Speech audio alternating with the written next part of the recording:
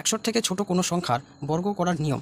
খুব সহজ একটা পদ্ধতি। একশোর থেকে ছোট যে কোনো সংখ্যা, একশোর পাশাপাশি যে কোনো সংখ্যা আমরা বর্গ কীভাবে করব। তাহলে ধরলাম যে 93 একটা সংখ্যা, যেটা একশো থেকে কম। তাহলে এটার বর্গ বের করার নিয়ম হচ্ছে 93 একশোর থেকে কত কম? একশোর থেকে হচ্ছে 7 কম। এবার 7-এর বর্গ কত? 7-এর বর্গ হচ্ছে 49। আর আমরা সবসময় ডাবল ডিজিটেই সংখ্যা লিখবো। ডাবল ডিজিটে লিখতে গেলে 49 লিখবো। এবার হচ্ছে 7 হচ্ছে কম, তাহলে 7-এর ডাবল কত? 7-এর ডাবল হচ্ছে 14। তাহলে আমরা 100 থেকে 14 বিয়োগ করবো। 100 থেকে 14 বিয়োগ করলে হবে 86। তাহলে আমরা এই 49-এর সামনে লিখে দেবো 86। তার মানে 93-এর বর্গ কত হবে? 86, 49। ঠিক একইভাবে এবার যদি আমরা একটা বর্গ করি, ধরো 88। 88 বর্গ কত হবে? এবার তাহলে আমরা কি করতে হবে যে 100 থেকে কত কম? 100 থেকে 12 কম। তাহলে 100 থেকে যদি 12 কম হয়, তাহলে 12-র বর্গ কত? 12-র বর্গ হচ্ছে 144। তাহলে আমরা কি লিখবো? ডাবল ডিজিটের সংখ্যা লিখবো। ডাবল ডিজিটের সংখ্যা লিখে আমরা ডান পাশের দুইটা সংখ্যা লিখবো 44। তা হাতে কত থাকবে? হাতে 1 থাকবে। এবার কি করবো? 88 হচ্ছে 100 থেকে কত কম? 12 কম। 12-র ডাবল কত?